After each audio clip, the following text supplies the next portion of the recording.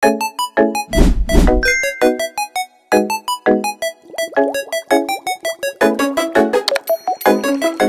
guys, welcome to my YouTube channel. So this is my first video dekat aku punya YouTube channel. So aku baru nak start sharing dengan korang apa yang aku suka. So untuk video kali ni aku akan share aku punya makeup routine untuk look macam ni, yang super cepat tapi nak look yang fresh.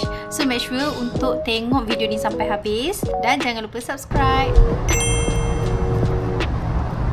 This one memang sangat best and recommend. L'Oreal True Match Foundation Sekigel Brow Shape, kod 02 dark brown. Nak bagi rata and lagi natural lah. After setiap kening, aku akan pakai loose powder daripada Sekigel Banana.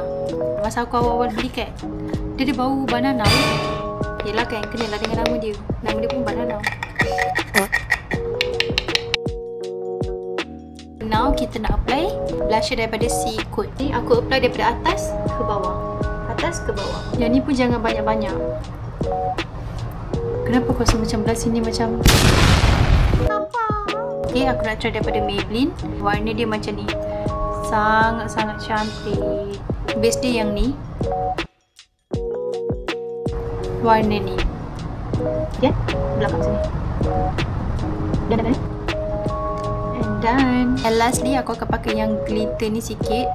Aku pakai jari je, ambil yang warna putih ni, letak dekat kita punya inner corner.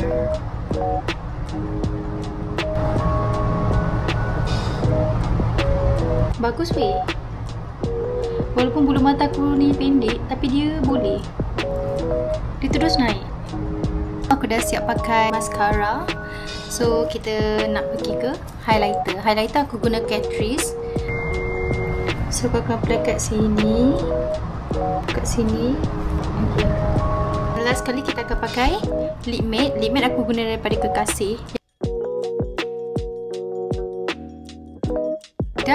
Dan last kali kita nak pakai setting spray daripada Facey. Ini korang kena shake dulu. Nampak tak texture dia?